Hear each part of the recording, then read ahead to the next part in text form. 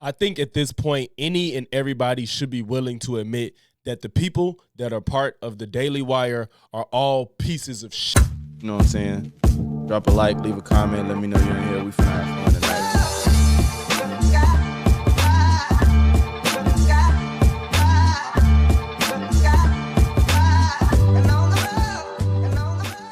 I want to get straight to the point on this because I'm not really in a funny, laughy mood right now. Matt Walsh, Ben Shapiro, and Michael Knowles are three men that just love to pretend that speaking calmly and rationally and not being abrasive with their language somehow makes all the bullshit that they say excusable. And I, for one, am not falling for it. I'm not going to sit here and pretend like just because somebody speaks fast, speaks well, and speaks with some form of authority, that what they're saying should be taken as valid or something that we should actually reason with and be heard. Now at this point, they're going too far with this whole George Floyd died from bullshit, because now all of them are on the same page just purporting that Derek Chauvin should be released from prison by Donald Trump. It seems like now, since Trump is just doing whatever he wants, the racism is just starting to ooze out slowly but surely from all these men, that they are now saying Derek Chauvin should be pardoned from prison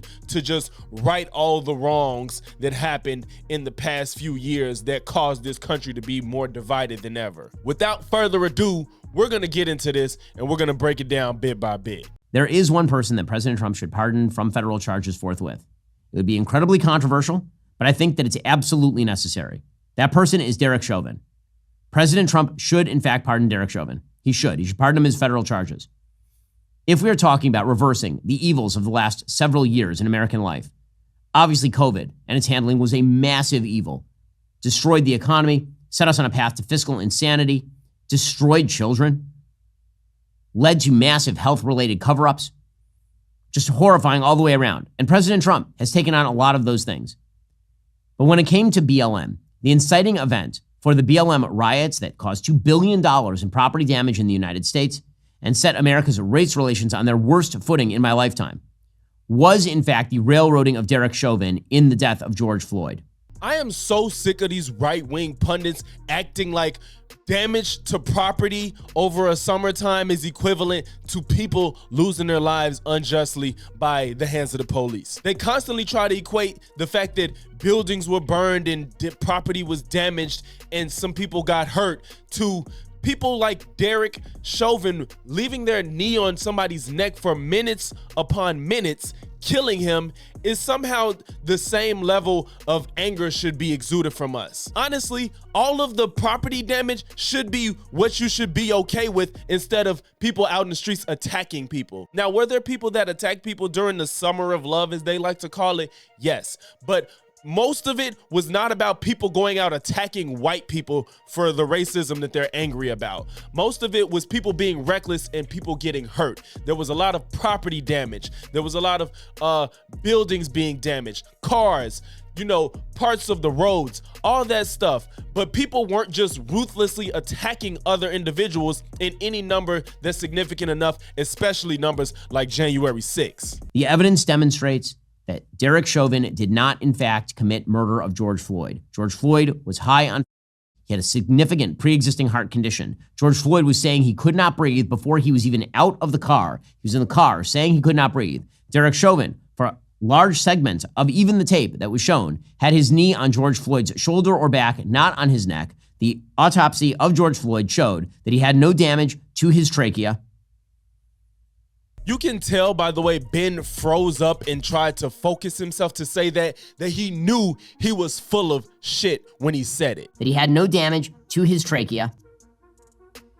You do not need damage to your trachea to die of asphyxiation or not being able to expand your lungs to breathe. I am going to say this once in the beginning of this video so I don't have to say it again, but I'll just post the screenshots of the autopsy just when it gets mentioned again, because it will. I don't care if George Floyd had diarrhea, chlamydia, COVID, a heart disease, pneumonia, measles, a half of a thumb, 1 foot missing. He did not die from any of those things. He died from somebody compressing his neck to the point that he could not breathe enough. All of these other health conditions that he had could very well not help the situation and exacerbate it, but the point remains, the cause of death was the knee on the neck, keeping him from breathing. If I get into a car accident and I'm a quadriplegic and I have a freaking heart murmur and sickle cell disease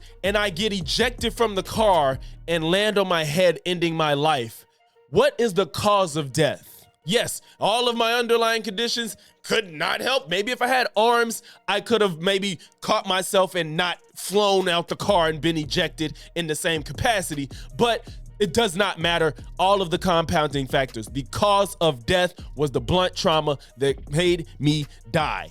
I don't care how much they try to push this crap, because the man was perfectly fine until he was subdued by the police, even if the didn't help the situation. And I'm sick of them trying to act like this is a thing. That probably George Floyd died of excited delirium. Excited delirium. Probably died. We have the autopsy, Ben. You don't have to guess. There were no accusations, even at trial, that Derek Chauvin had committed a hate crime against George Floyd or that he targeted George Floyd because of his race.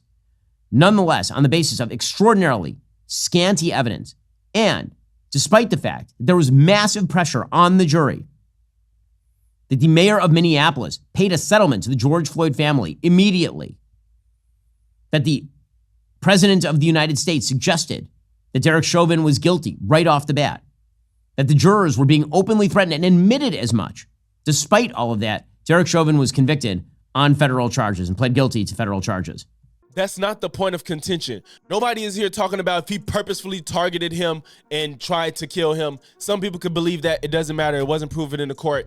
Whatever. We're here to talk about the cause of this man's death that you keep lying about. Derek Chauvin should, in fact, be pardoned on that. We will be covering that a lot more in coming weeks, because I think it is worthwhile to remember that there is a man who is rotting in prison because the media decided in the middle of 2020 that they were going to turn a tragic law enforcement stop that ended with the death of a man who had a significant problem with drugs and pre-existing health problems into the raison d'etre of the entire 2020 election.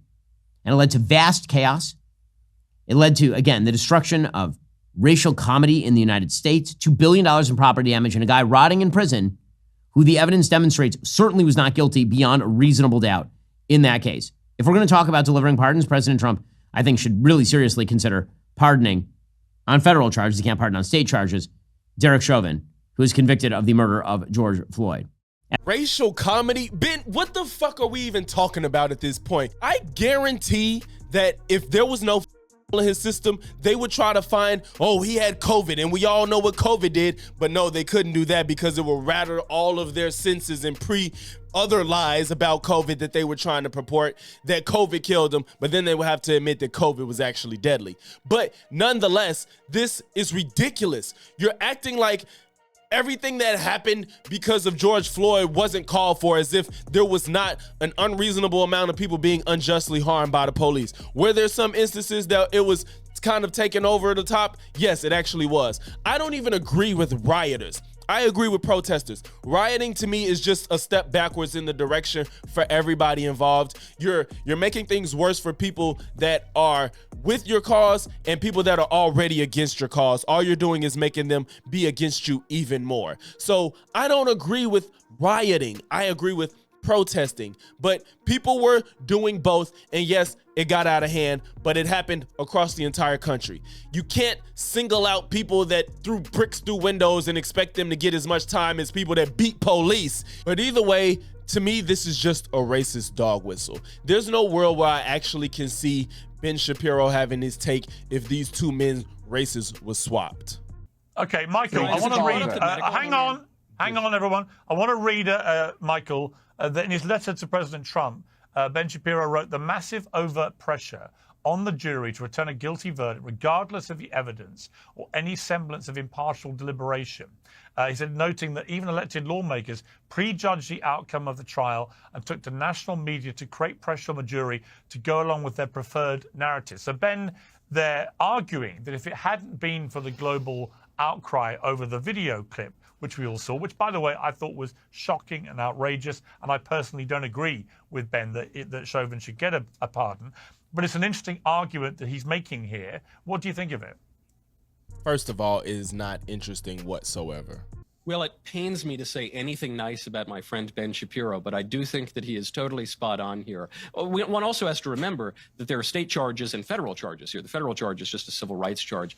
And I don't think there's any evidence that Derek Chauvin violated George Floyd's civil rights. I mean, to the point that Brian just made, he brought up the medical examiner's report, the autopsies. I guess the question, I think we're aware, my dear, the question is, how much fentanyl was in George Floyd's system? Since you read the report, how much fentanyl was in the system? So let me ask you. Hold on, it's just a simple question. Let me ask you a question. Do you have the answer to the question? Yes, I'll answer your stupid, nonsensical, irrelevant question, Michael. He had 11 nanograms in his system. Why does this matter? It was not the cause of his death. Stop with this stupid-ass narrative that he died from fentanyl if that was not the cause of his death, according to the autopsy. 2 of them at that. The work that Mr. Floyd has to perform becomes huge, because he has to, with each breath, he has to try and fight against the street. He has to try and fight with the small volumes that he has. And then he has to try and lift up the officer's knee with each breath. And also remember, he has to try and also lift up the effect of the other officer pumping in his arm with the handcuffed arm. They're pushing it into his chest. So he has to make all these efforts to try and breathe against that. Okay. Was it significantly I understand higher that there than was the legal fentanyl in limit? the system, but that wasn't the cause of death. Was it Michael. was it like that wasn't the higher cause than of the death. legal limit? Or the lethal What was limit? Who gives a fuck what the legal or lethal limit is? Everybody's body is not the same, especially if he just so happened to be a habitual user. He obviously could build up more of a tolerance. Why are you pretending like, oh, this is a lethal limit, so if you go anything above this, you will die? Fuck that. You know that's not how anything works in real life in real time. Drug addicts, I'm sure, supersede the lethal limits all the time. So to just pretend like this all of a sudden killed him, even though the man showed no signs of what an overdose death looks like, you're still gonna say it. And I guarantee you, if you ask these people how to explain what a death of an overdose looks like, they'd have no idea, because it does not look like somebody on the floor screaming, "I can't breathe," at all. Cause of death, Michael, irrelevant. Irrelevant. What was the cause of death, Michael? Answer my question. Well, So are you going to charge fentanyl and murder the then? real answer is fentanyl. Answer But the question. I guess another. I guess I am So the answering. coroner The real answer is must have fentanyl. deep state, right? I just answered it 3 times. The coroner was deep What's the state, right, answer, Michael? Michael, Yeah. Michael, in I both keep of the trying to autopsies, answer what your did question.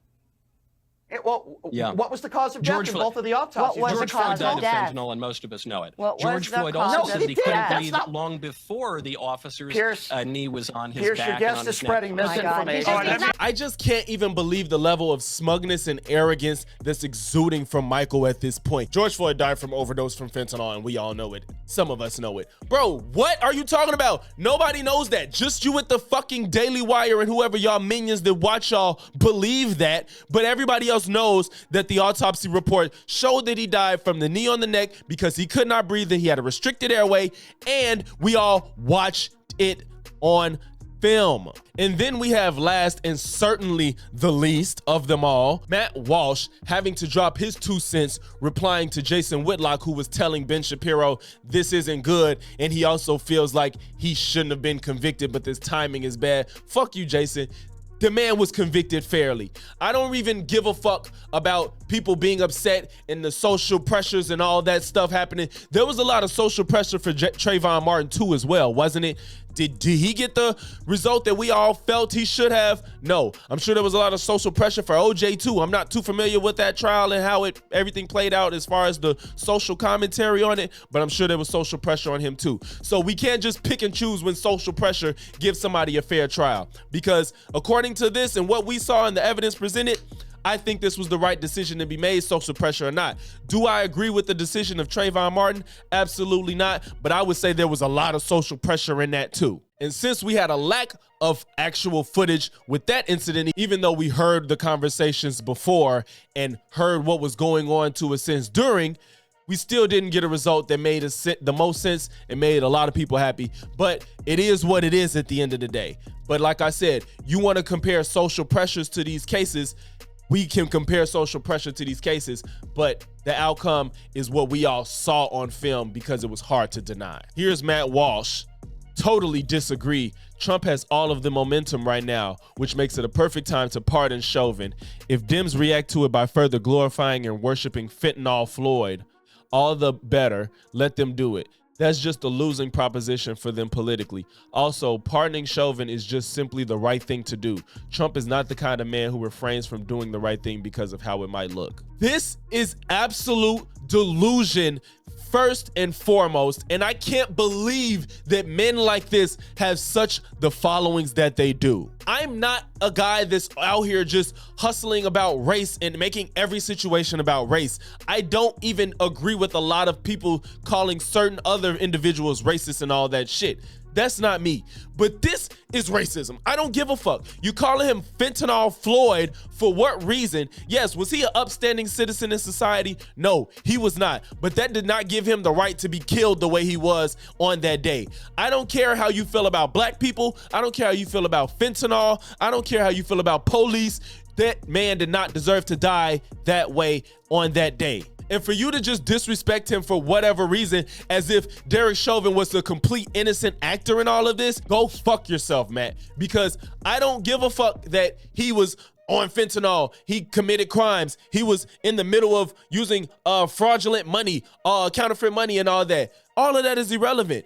The police was putting his knee on his neck, restricting him to breathe for over 6 minutes. Where's the argument? Where's the outrage about a police officer keeping somebody from breathing for minutes on end, doing a practice that he shouldn't have been doing as an officer of the law? Where's the rage for that? Trump does the right thing. I don't even know if Trump has a right bone in his body. For you to think that Donald Trump, the man that pardoned 1,500 freaking treasonous actors that attacked the police on January 6th and released all of them without questioning who did what, where, and how, and just saying everybody's free because it was in the name of me, that in itself tells you that these people have no virtue, no morals, no care, no concern for anybody except themselves. And I'm tired of us pretending as if these men are some type of thought leaders and care about people when all this is about is freaking audience capture and money to these men. At this point, I'm gonna stay on their neck,